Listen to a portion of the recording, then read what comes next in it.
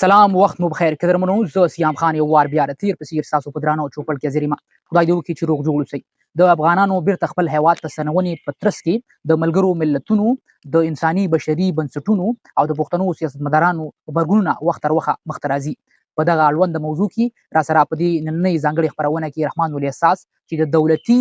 رسنیو او د بهرنیو رسنیو سره د خبريال په حیث خپل دنده پر مخ وړي. رحمان صاحب ډیره مننه چې وخت مو راکړ. نړۍ مننه سیام. رحمان صاحب که د خپرونې خلاصون له دې څخه وکړو لکه څنګه چې په پاکستان کې د افغانانو نیونه یا بیرته خپل هیواد ته ستنونه دغه لړۍ پیل شوې ده، تر دې دمه څومره افغانان خپل هیواد ته ستانه شوي دي او څومره دلته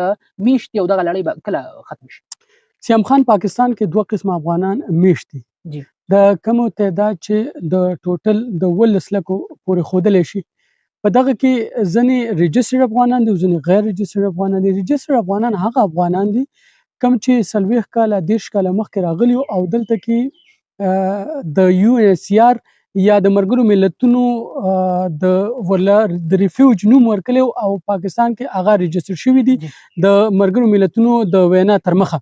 هغه رجسټر افغانان ته افغان ریفیوج ویلی شو، دغه سټیټس ورته یو ان سی آر ورکړی. دویم هغه افغانان دي چې په افغانستان کې میشتو خو هلته کې د اشرف غني چې کوم واکمني هغه ختمه شوه، د طالبانو واکمني راله یا سقوط شو، هغه پاکستان ته راغله او دلته کې میشت شولو. دغه ته پاکستاني دولت 21 اکتوبر ډیډلاین ورکړی چې تاسو چې کوم څومره غیر رجسټر افغانان دي دغه د 21 اکتوبر پورې خپل کډوالي او افغانستان ته لاړ شي. نو دغه لړۍ روانه ده تر دې دمه د تورخم په لاره باندې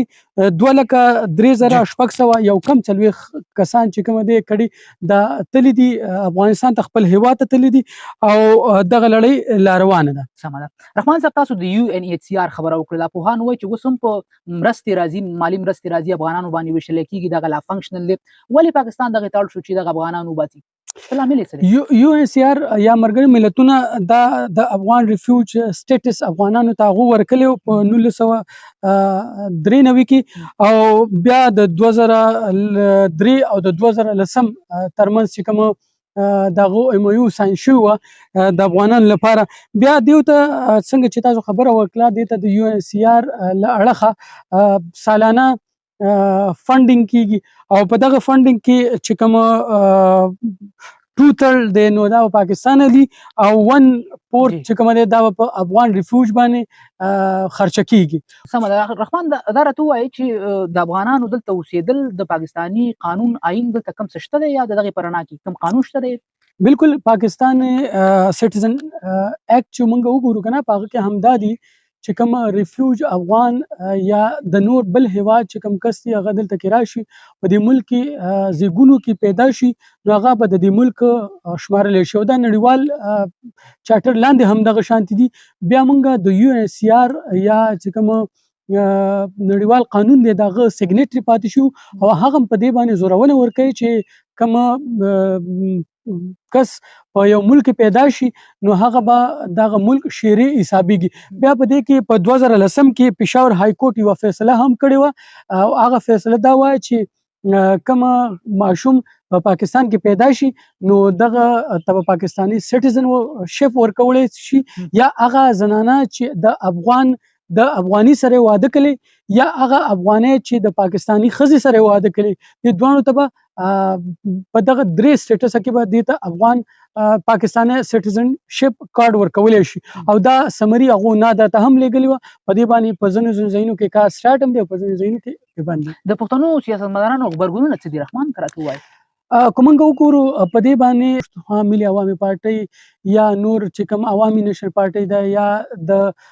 پی ټی ایم منظور تحریک ده یا ان ډی ایم ده نور داسې قوم پرست پارټي چې کوم دي هغه په دې باندې هغه شانتي خبرګونه ونه خودل څنګه چې پکارو وای چې هغه ټول مرته قوم پرستی په نوم باندې سیاست کړي دي او دغه قوم پرستی او افغان ولس او لره وغره او یو افغان په دغه باندې هغه سیاست کړي د خلکو نه وټه غسي دي. خو بیا کومنګ وګورو په دې مهمه مسله کې په دونه شارټ ټایم کې افغانان خپل وطن ته واپس کول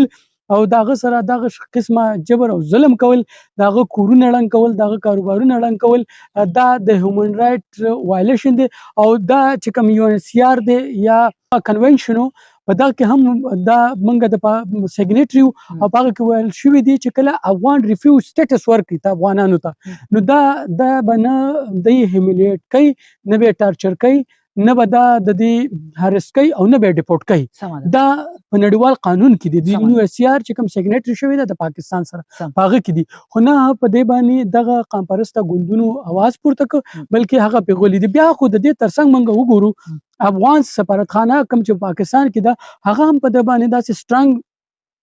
ریسپانس نه دی ورکړی یا الته چې کوم خلک ناستي هغه په دې باندې سترنګ ریسپانس نه دی ورکړی چونکې دلته کې داسې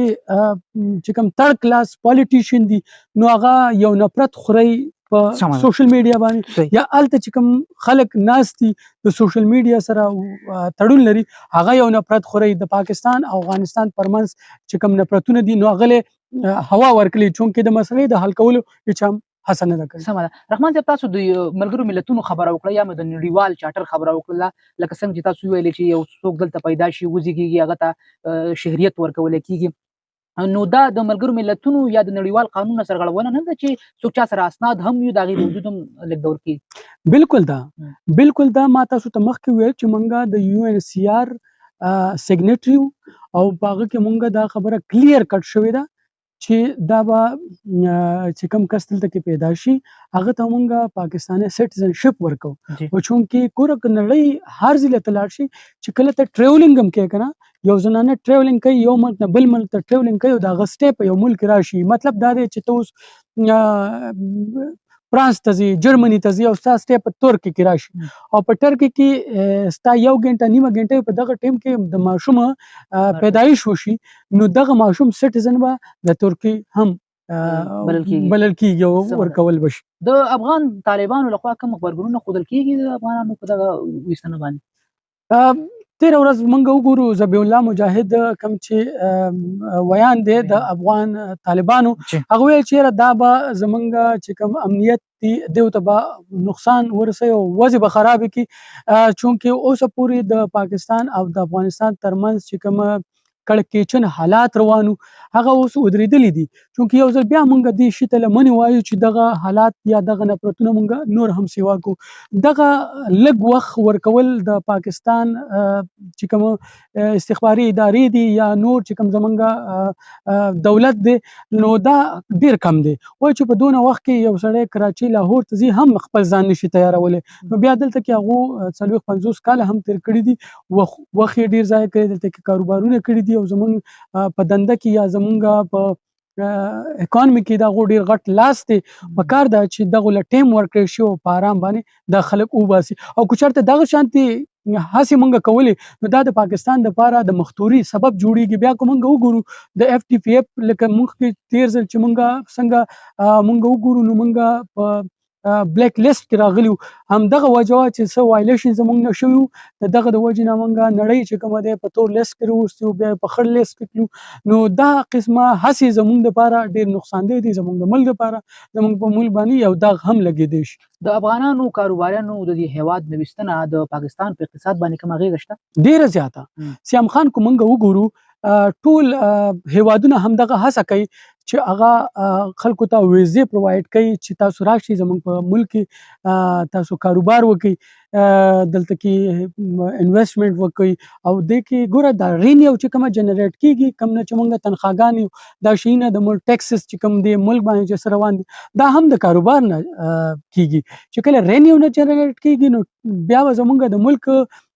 سیټینګ څنګه رواني نو دا رینیو زمونږ د کاروبارونو نه جنریټ کیږي ټیکسز نه جنریټ کیږي دا خلک ټیکسز ورکوي بیا د دې په غیر قانوني توګه باندې ناسته دلته کې دا ټیک نه ده خو چونکې د دې لپاره پاکستاني چې کوم ادارې دي دوی په کار و چې د دې لپاره یو وضع خبره کړې وي چې را دا طریقه کار دی په دې طریقه کار باندې تاسو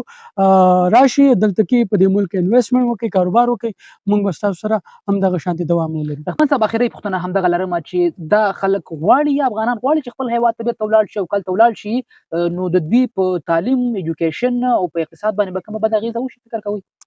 سیام خان کوم وګورو دا مهال چې کوم په افغانستان کې کوم سیټ اپ دی نو دا د نړۍ داس یو نوم نه دی ورکړ شوی چې د تمنګ هغه نظام وایو چونکې هلته کې پر زور حکومت راغلی د ټوپک په فشار باندې حکومت راغلی دی هلته ناست دی ښه دی یا بد دی دا موږ نشو ویلی بیا داسې په دې کې داسې خلک وو چې هغه د بېلابېلو مؤسسو سره په د اشرف غني په حکومت کې کار کوو هغه یېر او ترخه محسوسوي چې موږ افغانستان ته لاړ شو زموږ سره به څه کېږي نو هغه د یېرې را تښتېدلي دلته کې هغه فنا اخیستې وه آیا که دغه خلک لاړ شي هلته به د هغو سره څه کېږي نو د یېرې د وجې نه هغه نشي تللی بل دا دی چې هیواد هغه شانته هیواد نه دی هیواد لا ګټ وټ پروت دی نو څنګه به یو کاروباري چې هغه دلته کې سټیبلی هغه به